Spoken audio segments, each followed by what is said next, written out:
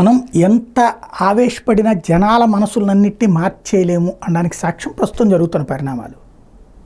నా నాయకుడు ద్వేషిస్తాడు కాబట్టి నేను కూడా ద్వేషిస్తాననే వర్గం ఒకటి ఉంటుంది.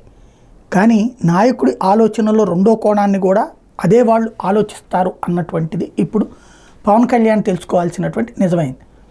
చిరంజీవి సూపర్ హీరో, కానీ పరకాల ప్రభాకర్ మాట్లాడటం ప్రారంభించాక అని వీళ్ళు అనుకుంటారు. కానీ అక్కడ ఏం జరుగుతోంది, అల్లు అరవింద్ ఏం చేశాడు, ఆ రోజున సీట్ల కేటాయింపప్పుడు ఏం కథ నడిచింది అన్నటువంటి తెలియబట్టినే కదా తర్వాత చిరంజీవిని పరకాల ప్రభాకర్ వీడినటువంటి సందర్భంలో మాట్లాడిన దానికి యాక్సెస్ పెరిగింది.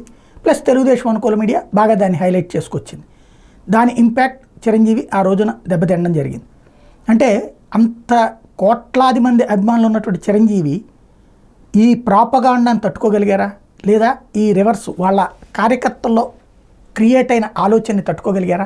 తట్టుకోలేకపోయారు. అందుకే పవన్ కళ్యాణ్ ఏం చేశారు, తను సంస్థాగత డెవలప్మెంట్ చేయాల. బూత్ కమిటీలు, మండల కమిటీలు, జిల్లా కమిటీలు వీటన్నిట్లలో కేవలం 1% మాత్రమే పూర్తి చేశారు. అంటే అందరికీ పదవులు, సాధారణంగా బూత్ కమిటీ అంటే 10-12 మందితో ఉంటుంది. అట్లాగే అన్ని కమిటీలు ఉంటాయి. ఒక్కొక్క కమిటీలు అయితే 50-100 అట్లా కూడా ఉంటారు, జిల్లా కమిటీలు ఇట్లయితే కనుక. కానీ అట్లాగా ఇవ్వకుండా ఎందుకు చేశారు అంటే తర్వాత ఎలక్షన్స్ అప్పుడు మనం సీట్లు ఇవ్వకపోతే వెళ్ళిపోతారని ఆయన ముందు జాగ్రత్త పడ్డారు.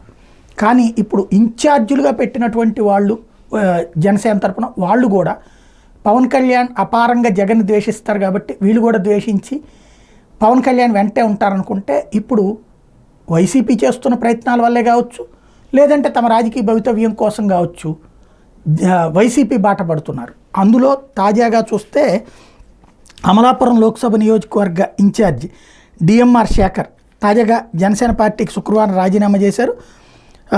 గతంలో ఓఎన్జీసీ అధికారి అయిన శేఖర్ కొన్ని నెలల సర్వీస్ ఉండగా వాలంటీర్ రిటైర్మెంట్ తీసుకుని జనసేనలో చేరడం, 2019 ఎన్నికల్లో అమలాపురం ఎంపీ అభ్యర్థిగా పోటీ చేసి ఓడిపోయారు.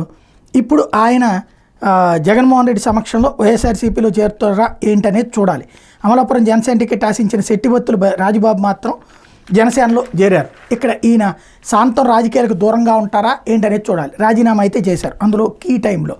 ఇకపోతే జనసేన నేత మనుక్రాంత్ రెడ్డి సీఎం జగన్ సమక్షంలో నిన్న వైఎస్ఆర్ కాంగ్రెస్ పార్టీలో చేరాడు. అట్లాగే మాజీ మేయర్ సరోజ కాకినాడ ఆవిడ జనసేన నుంచి వైసీపీలో చేరారు.